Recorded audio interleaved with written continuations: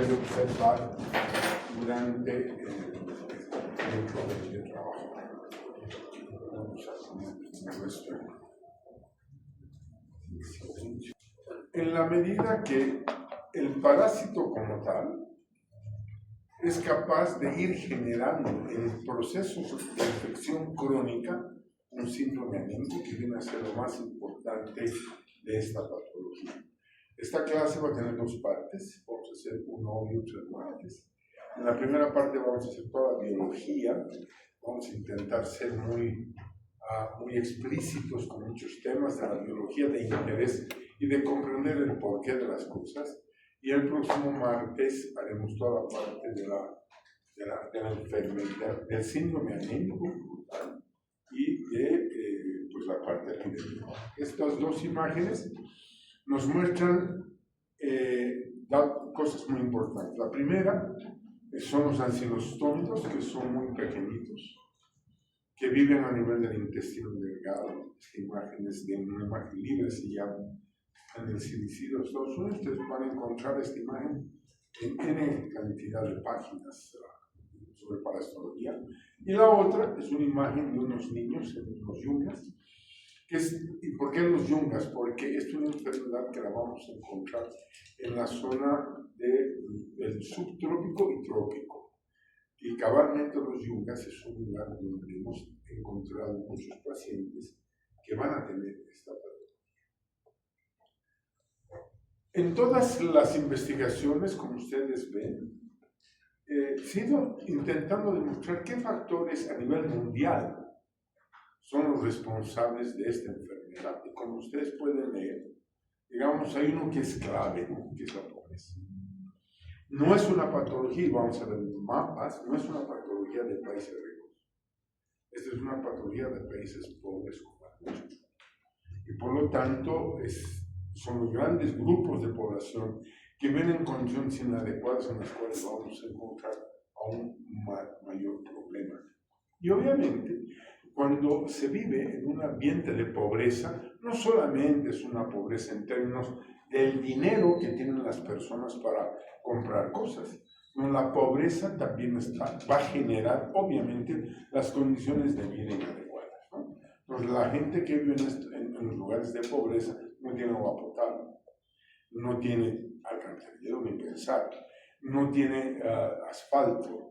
Van a ver que el asfalto es muy importante en esta enfermedad, o por lo menos calles empedradas o calles adoquinadas. Esto importa mucho en esta enfermedad. Entonces tienen mucha basura acumulada. Entonces uno se imagina una zona pobre, pues no solo es la pobreza en términos del individuo, sino la pobreza de toda una comunidad, de todos los sectores. Para que ya vayan adentrándose en la biología, estamos viendo ahí el extremo anterior de dos parásitos que son súper pequeños. Esto no se ve ni al microscopio común.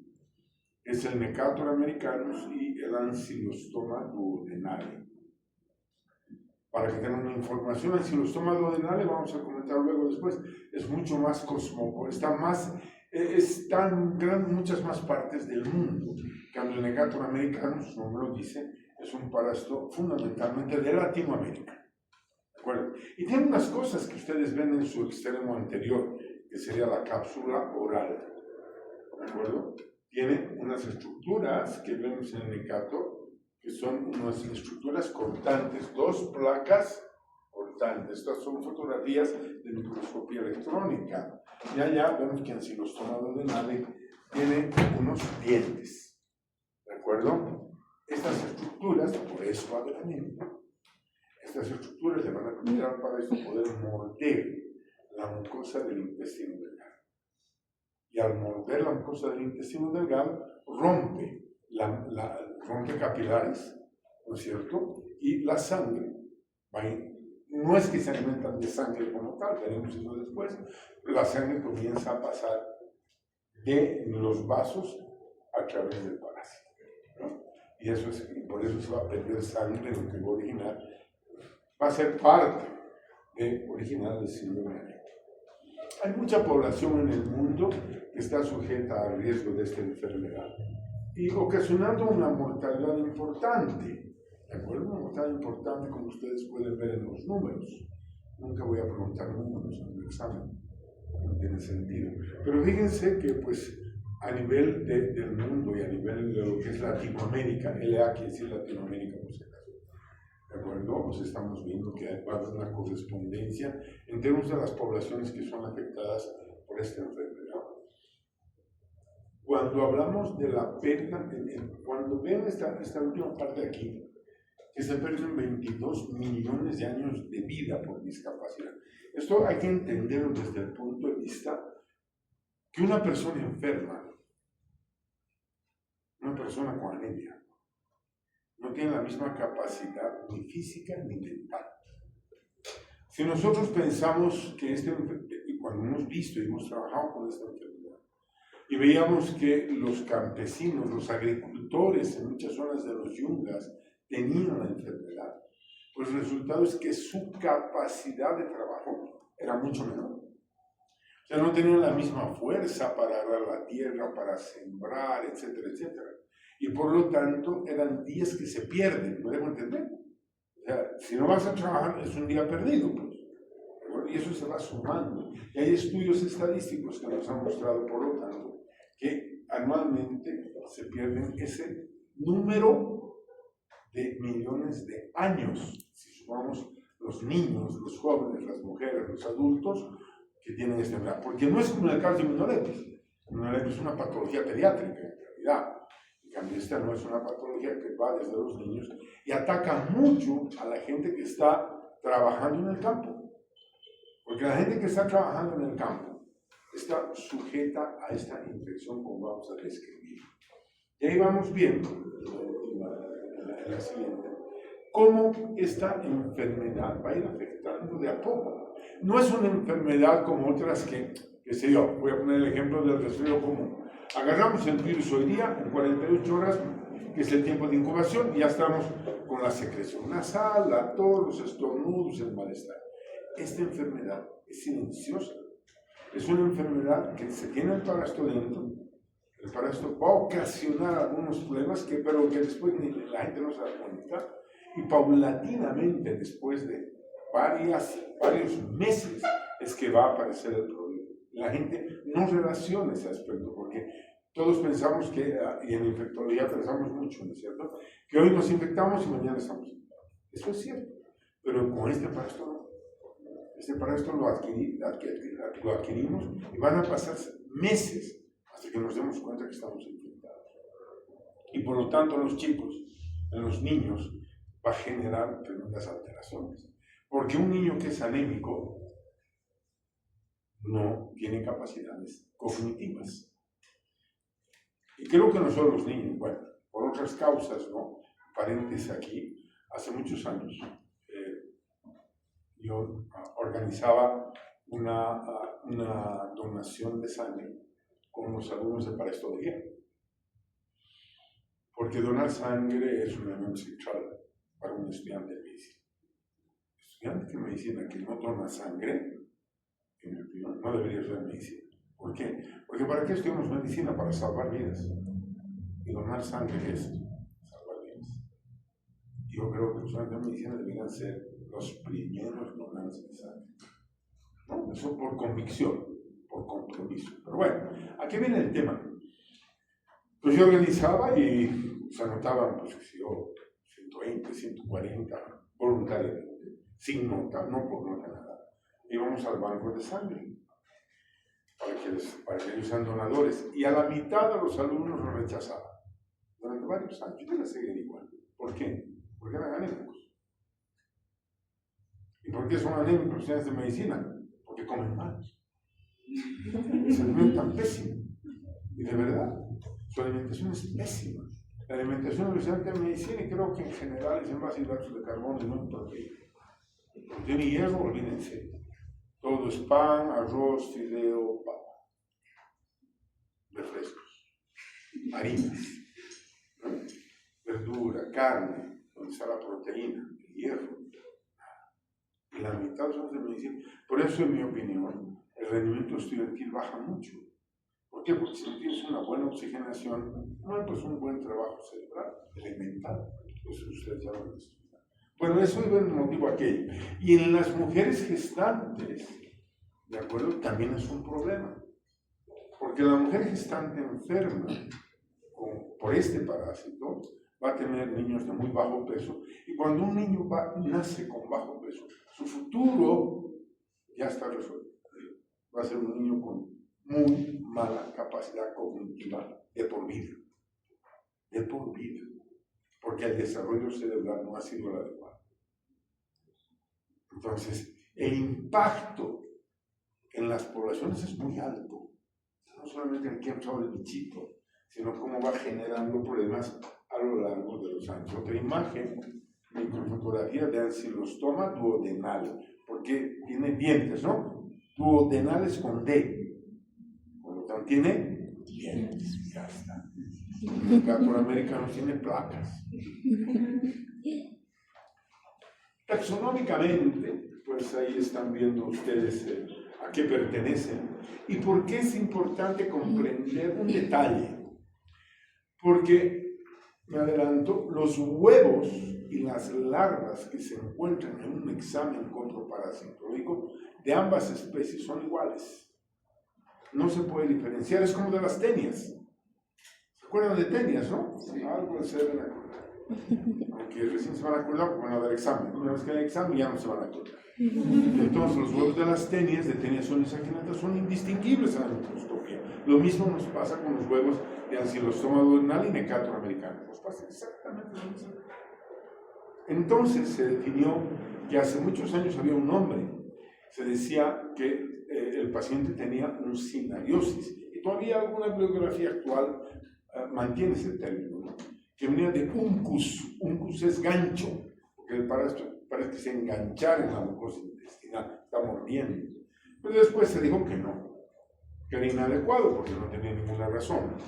Y hoy en día, cuando se ven, se tiene que diagnosticar, como no podemos hablar de ancilostomosis o de necatoriosis, que sería en relación al nombre de género, ¿no ve? Teniosis viene por el nombre de género.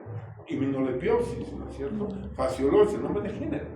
Cambio aquí, ¿qué hacemos? Son dos especies distintas. Entonces, el nombre de esta enfermedad es ancilostomosis. No por el ancilostoma, sino por la familia. Ancilostomatidae. Entonces, en congresos mundiales de parasitología se definió que el nombre que se debe dar cuando observa el laboratorista, es decir, que hay huevos de ancilostomideo, ¿de acuerdo? No de ancilostoma, ni de Necator. Si algún laboratorio pone eso, pues nunca manden la muestra que no sabe. Las estructuras que tiene este parásito son 8.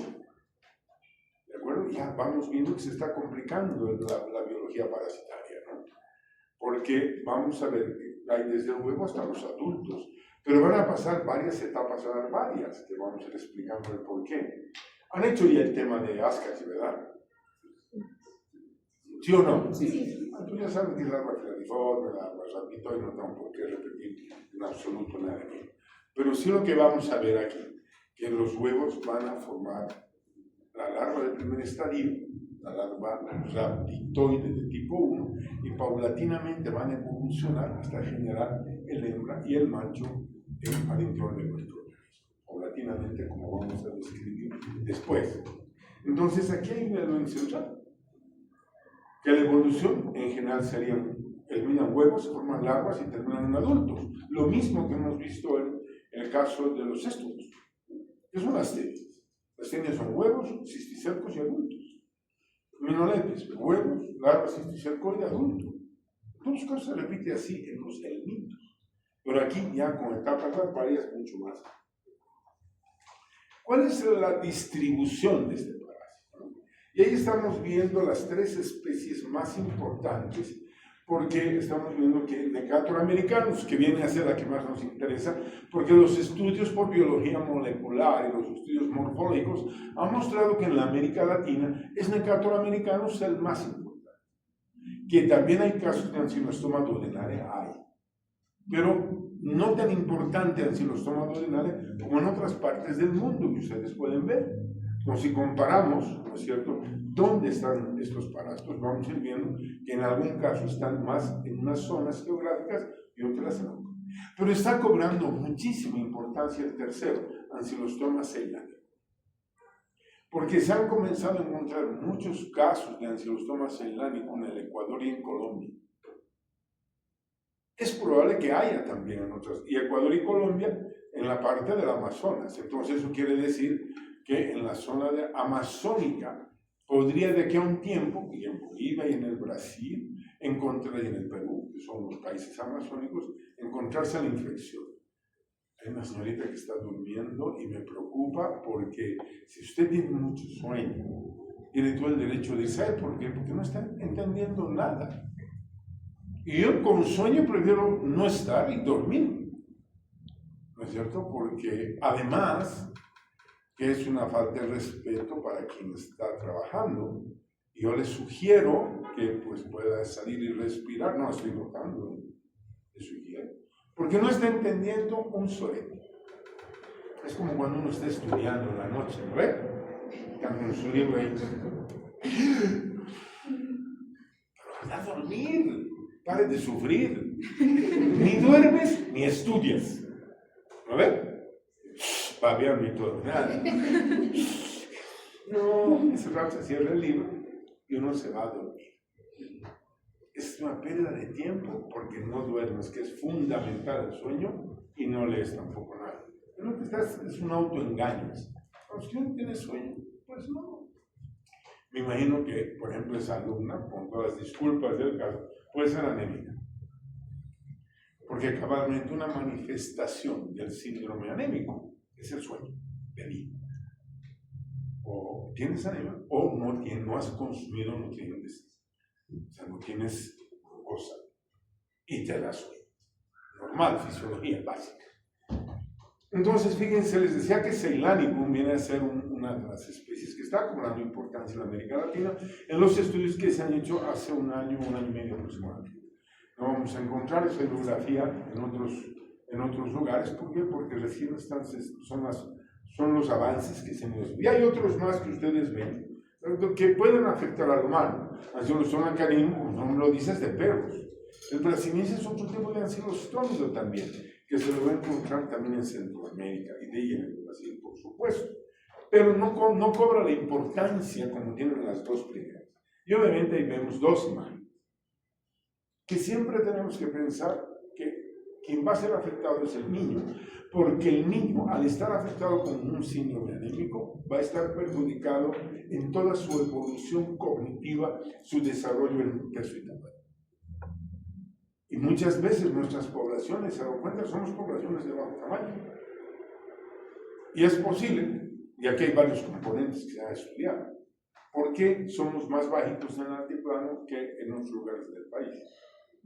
Uno tiene que ver con la dieta de la madre. Las madres que consumen solo carbohidratos generan, digamos, ya una condición. Hay un componente genético, hay un componente de falta de oxígeno, hay un componente básico que hasta los 6 años la calidad nutricional es deficiente. Entonces está en función de la nutrición. Y por eso es que somos una población en general de bajo. Pero eso es otro. Pero ¿por qué ponemos esta foto de estos niños del Oriente? Porque cabalmente, como les decía, es una patología tropical. Entonces, estos están mucho más expuestos que otro tipo de niños, por otras partes. La imagen del lado tiene una enorme importancia para comprender una relación con parásitos del mitos que estamos estudiando en este capítulo. En la línea, ahí tienen los 3, ¿de acuerdo? Ustedes pueden ver Hookworm, o sea, la línea rojita de adelante es la línea del tema de hoy. Y tenemos Trichuris trichiura, que es un tema que van a ver en una clase posterior, y están viendo Ascaris lumbricoides, un tema que ustedes ya lo han visto en la teoría.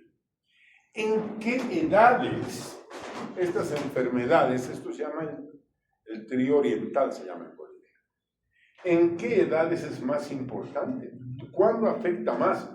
Fíjense, afecta estos dos, Ascaris y Trichuris, van a afectar por debajo de los 15 años. Pero ya comienza a tener el niño. Pero es mucho más grave porque la enfermedad que estamos viendo afecta más o menos ya en edades mayores. ¿Y por qué en edades mayores? Por el tipo de trabajo agrícola.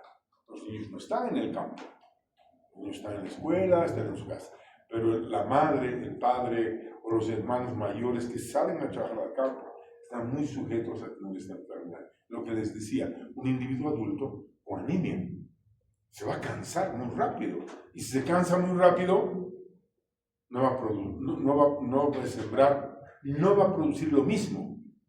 Si antes producía 100 naranjas, como un ejemplo tonto, ahora producirá 50. Y si produce menos, vende menos. Y si vende menos, tiene menos plata. Y si tiene menos plata, come peor. ¿Se explica? Y no solo él, sino su familia. Entonces, ese dato epidemiológico y el concepto que tiene una enfermedad y su afectación socioeconómica es muy importante que el médico debe entender. ¿No es cierto? Y ahí abajo está entonces colocado el problema central. Lo vamos a ver en la siguiente clase, haciéndome ahí. Aquí vamos viendo la prevalencia. Este es el último estudio serio que ha habido sobre prevalencia, que es del 2017, hace casi ya 10 años. ¿Por qué? Porque quienes han estudiado ya no les interesa saber exactamente qué pasa, en la medida que es un problema que se ha ido resolviendo en el mundo. Pero nosotros en ese entonces, ¿de acuerdo?, estábamos ocupando un lugar muy importante en términos de la prevalencia, ¿de acuerdo? Una prevalencia muy alta. El Paraguay ha controlado esta infección.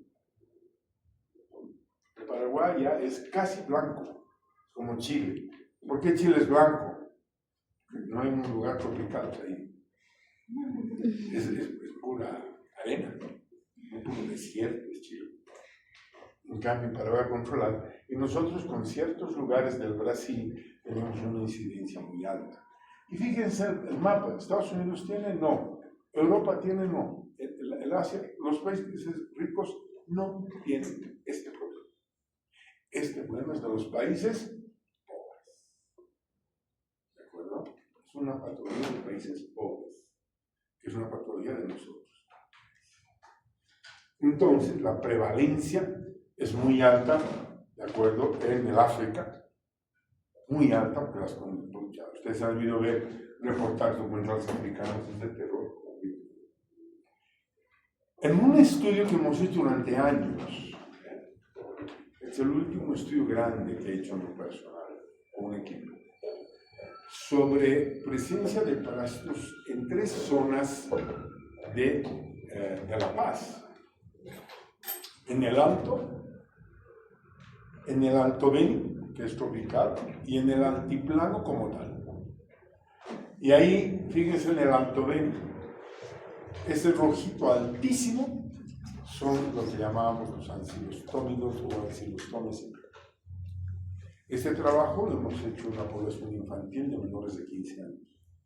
Y la gran sorpresa fue que cabalmente, cuando en el alto prácticamente cero, en el altiplano un poquitito. ¿Por qué había un poquito en el altiplano?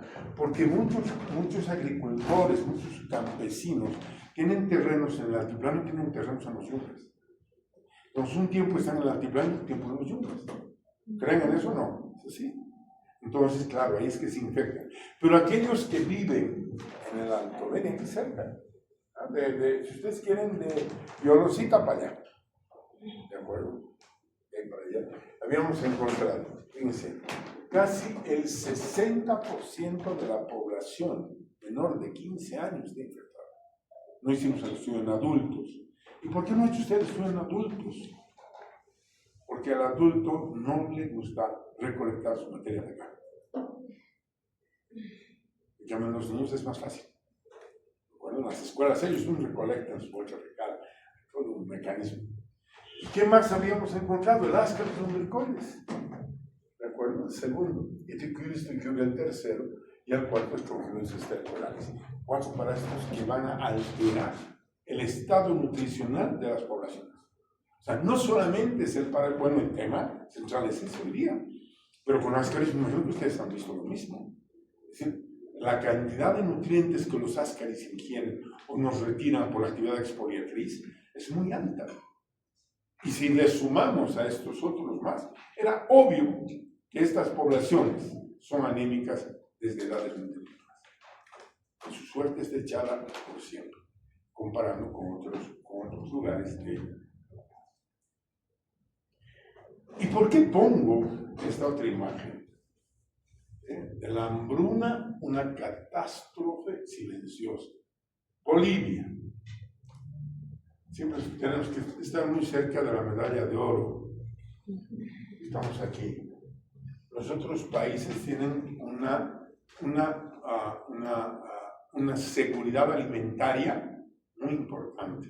Nosotros no. Nuestra calidad nutricional es muy baja. ¿Y por qué es muy baja? Otra vez, el almuerzo de hoy día, los que han almorzado, habrán tomado sopa y segundo, la sopa que era un agua caliente con arroz, papa y fideo. Y el segundo, arroz, papa, fideo con carne.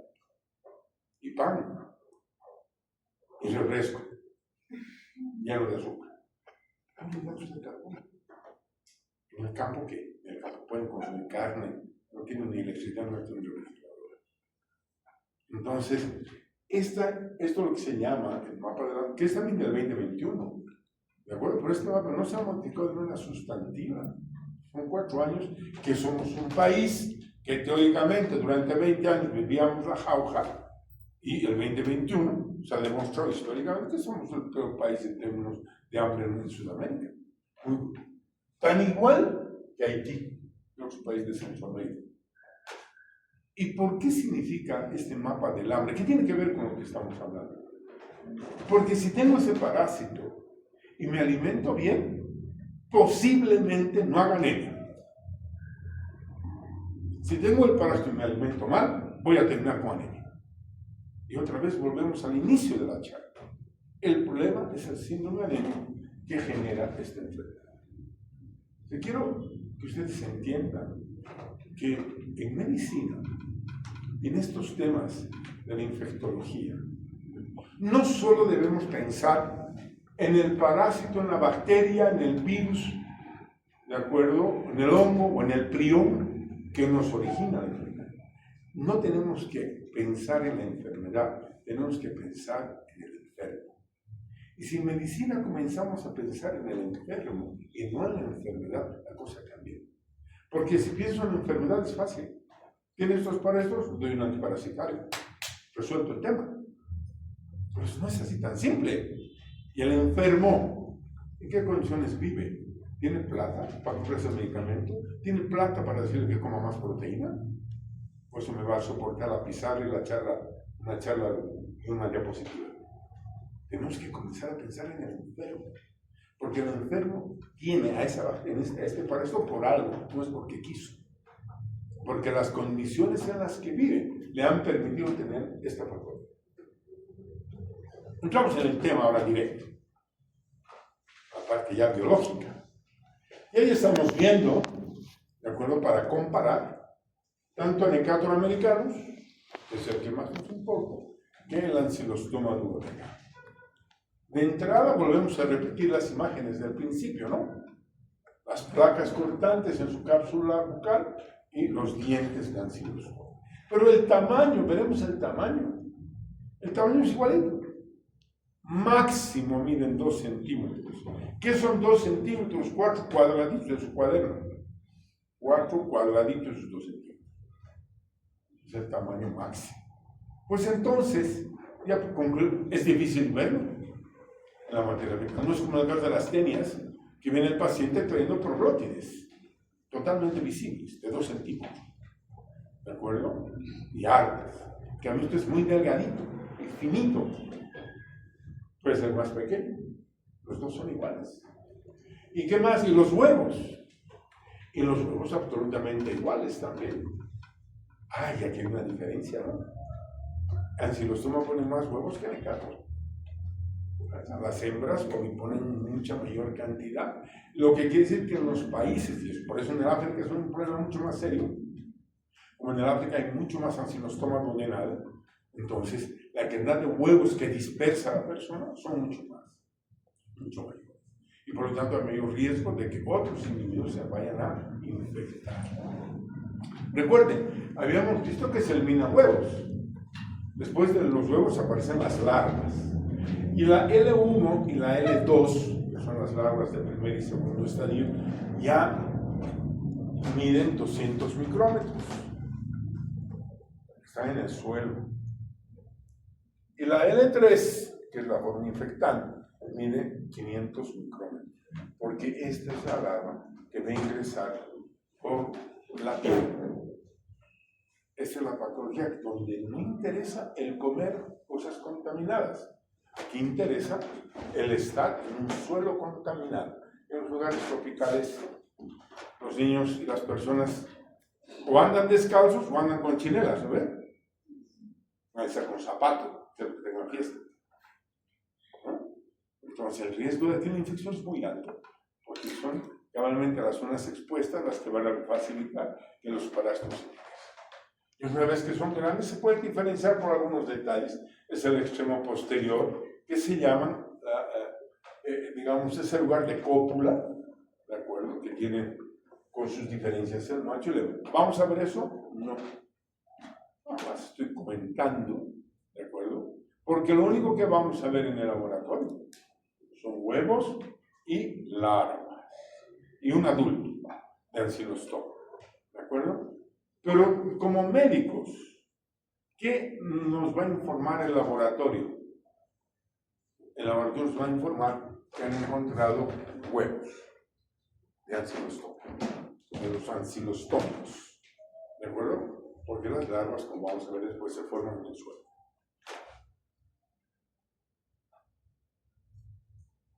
Vamos al ciclo biológico, que lo voy a hacer con mucha calma, porque es totalmente distinto a los ciclos biológicos que hemos visto hasta ahora.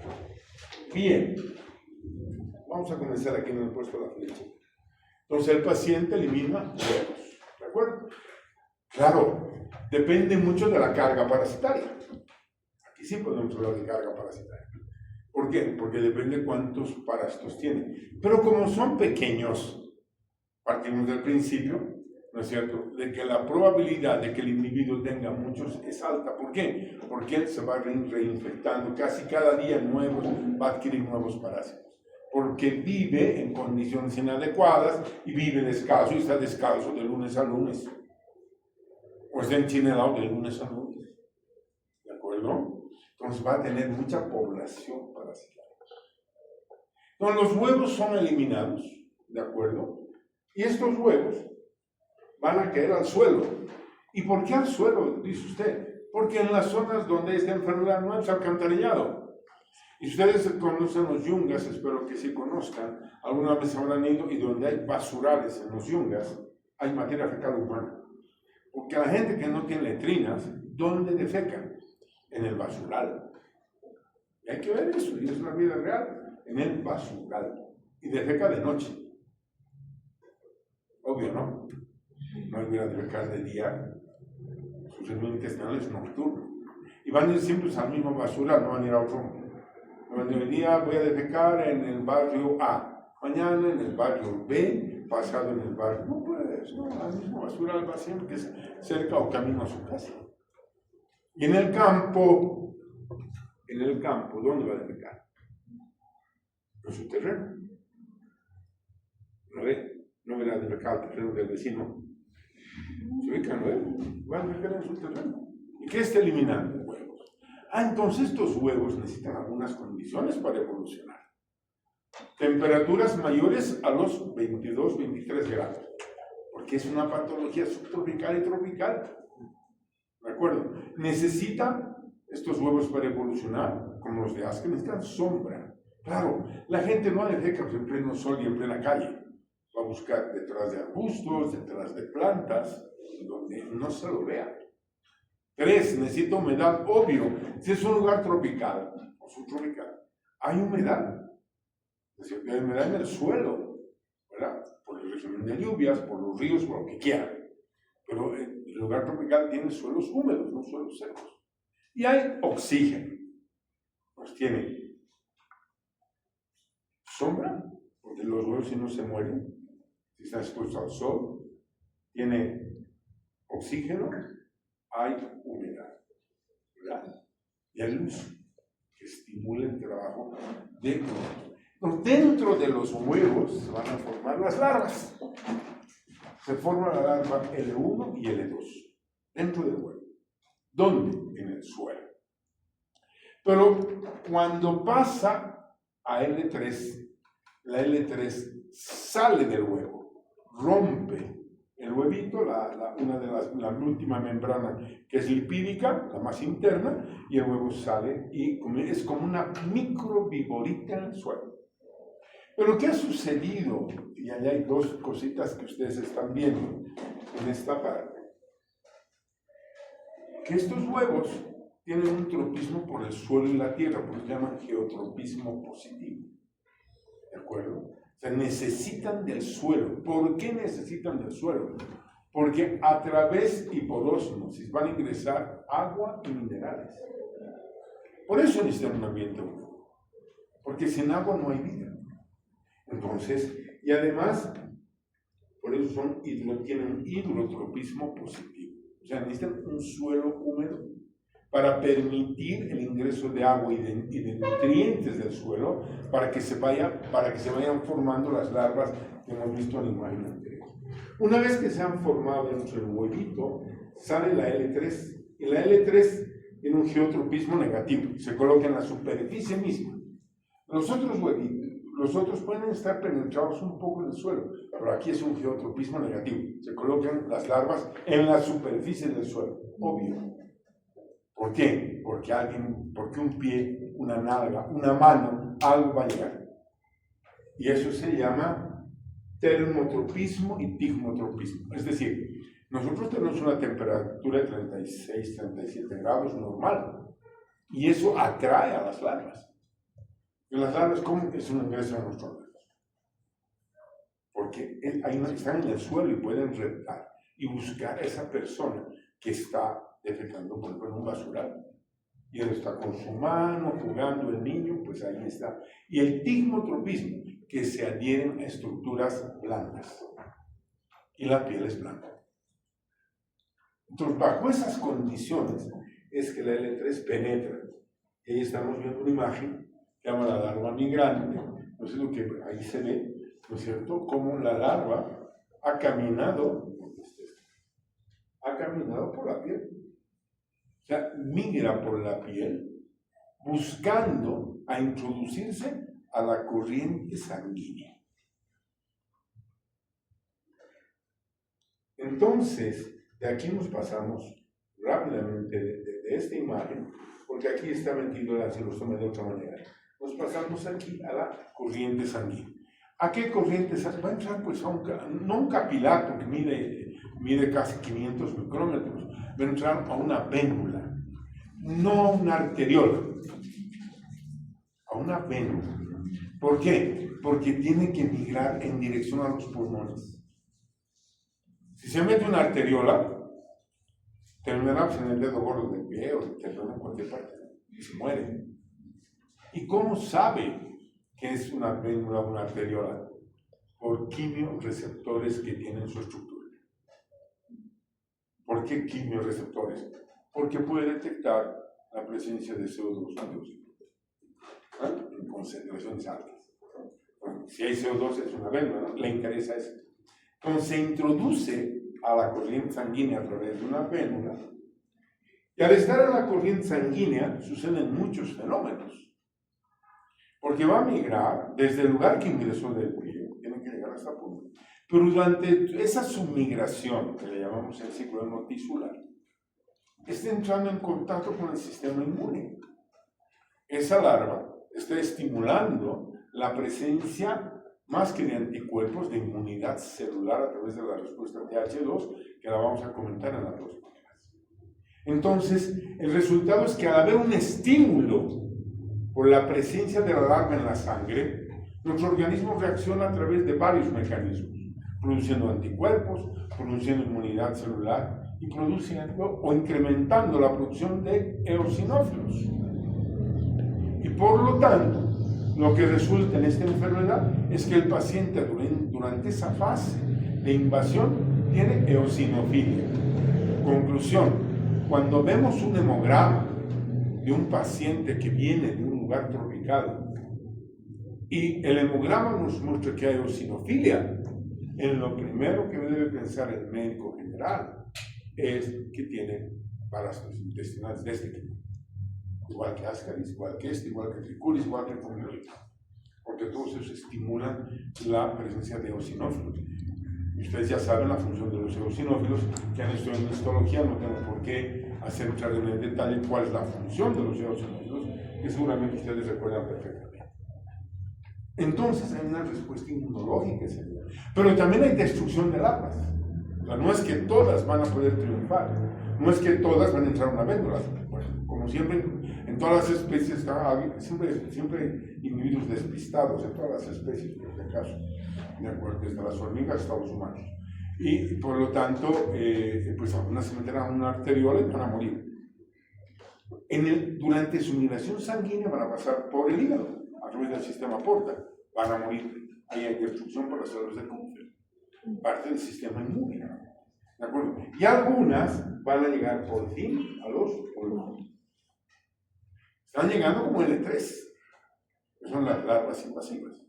Esas L3 llegan a los pulmones, comienzan a secretar una serie de sustancias que voy a comentar después, para comenzar a atravesar el parénquima pulmonar. Porque tienen que llegar a una zona donde exista oxígeno, y esos son el árbol bronquial. Entonces, a través de enzimas va secretando y va atravesando el parénquima pulmonar, ¿de acuerdo? Y durante ese paso de la migración por el parénquima pulmonar, va a formarse la larva de estadio 4, la larva filariforme 4. Ya ha crecido, casi ya está en los 750 micrómetros.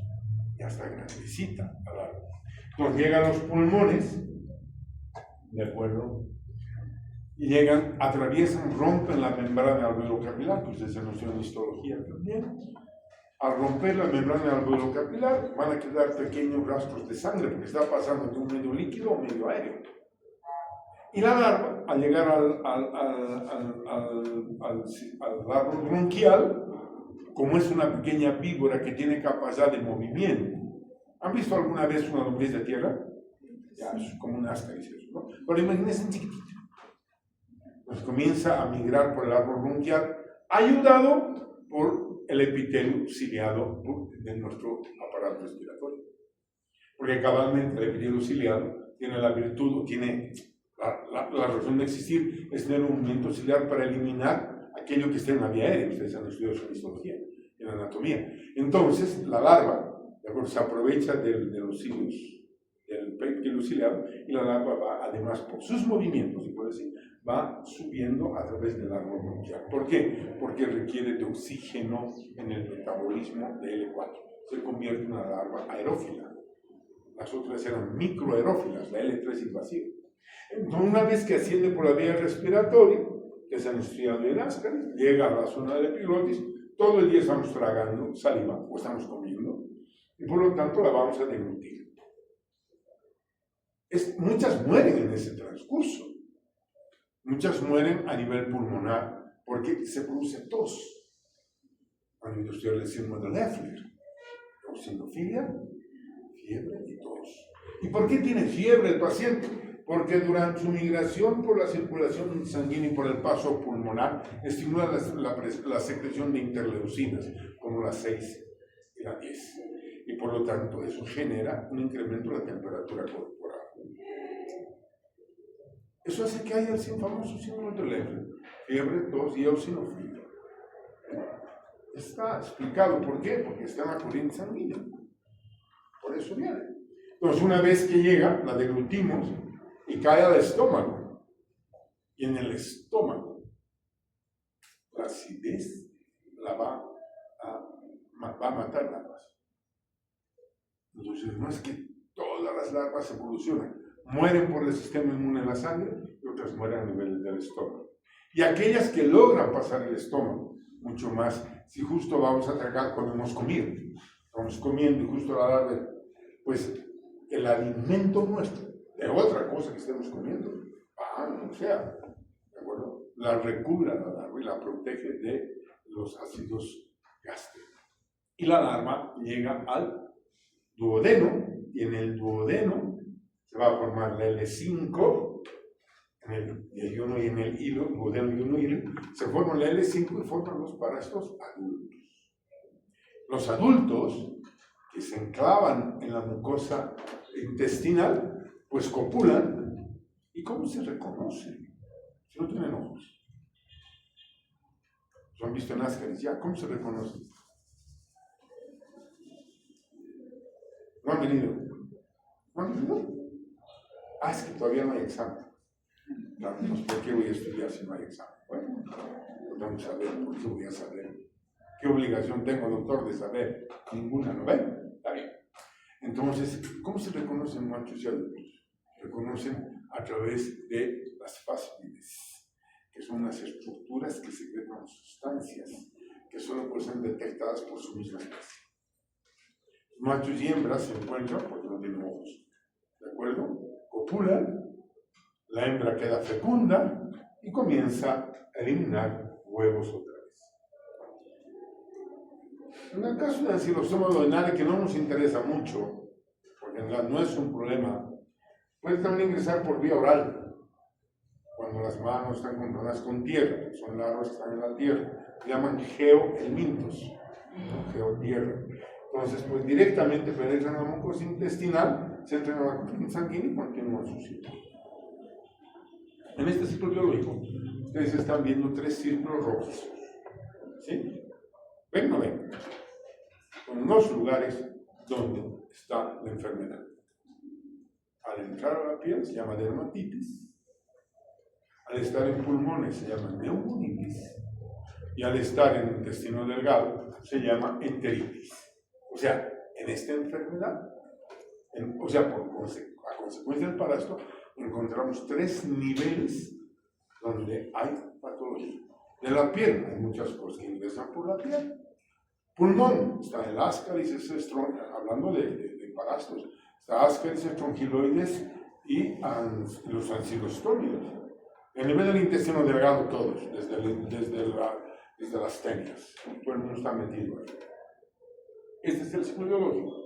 Hemos intentado explicar los detalles fundamentales del por qué esto existe. ¿De qué va a depender que exista tanto problema? Lo primero, del número de parásitos, densidad parasitaria.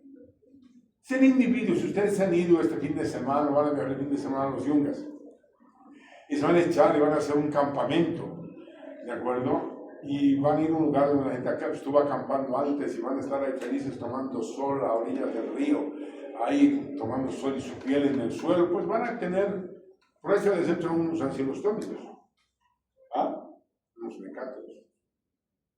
Pero van a ir una vez. Si usted me inmune trabajará, se acabará el problema. Pero los que viven en una zona endémica, tienen el riesgo de tener una carga parasitaria alta porque cada día están en contacto en un ambiente contaminado. Cada día. Entonces, obviamente, son los que tienen una gran densidad parasitaria. Habíamos dicho que los pacientes, aquí vemos la imagen, ¿no? Aquí. Está mordiendo la mucosa intestinal. Está mordiendo, este es el parásito, su intestino. La parte de su intestino. Está mordiendo la mucosa intestinal. No para comer mucosa, para que la sangre pueda pasar. Entonces hay hematofagia, ingesta de sangre. Estos parásitos eliminan enzimas proteolíticas que impiden que se forme un coágulo. Cuando nos pinchamos con una aguja, sale 1 o 2 gotitas de sangre, ¿no? Y después se coagula, porque aparece todo el sistema de coagulación que ustedes han estudiado, van a estudiar, en histología o están viendo en fisiología. En cambio, este parásito secreta sustancias que bloquean la coagulación. Obvio, ¿por qué bloquea la coagulación? Porque si aquí se coagula, él no puede ingerir sangre. Entonces nos conoce también que secreta enzimas que tienen excepción. Y además, se desprende. Cuando van a copular, ¿de acuerdo? Se desprende el macho o la hembra, se desprende. Y de ese lugar que estaban mordiendo, comienza a gotear sangre. hasta que se forme el coágulo, hasta que estas sustancias anticoagulantes dejen de actuar, pero está perdiendo sangre. Y el parásito, no es que cierra su boca, su cavidad oral, dice, no, ya comido mucho, ya, listo, cierro su boca. No, está todo el tiempo. Porque hay una inclaridad, no le interesan los glóbulos rojos, le interesa el plasma. ¿Por qué el plasma? Porque el plasma es agua, proteínas, lípidos, minerales, vitaminas, ese es el plasma. Ahí está la riqueza alimentaria, no en el glóbulo rojo. El glóbulo rojo solo tiene un poco de oxígeno. Pero el plasma necesita el plasma, necesita proteínas para formar huevos. Es el plasma el que requiere. Pues como tiene la boca, la cápsula oral mordiendo, pues va pasando la sangre, ¿no? La sangre son células formas y plasma. Y va pasando y va goteando. Todo 24 horas hay un micro goteo. Claro, depende de cuántos parásitos hay para producir un goteo mucho mayor. Y estos factores de virulencia, que son los responsables de los problemas hasta lo que estamos viendo, es decir, enzimas,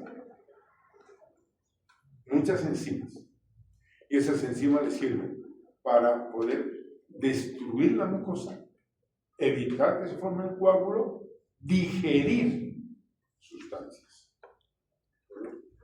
Eso es fundamental, porque un organismo vivo que tiene un metabolismo aerobio también tiene enzimas para poder metabolizar los sustratos que adquiere del plasma.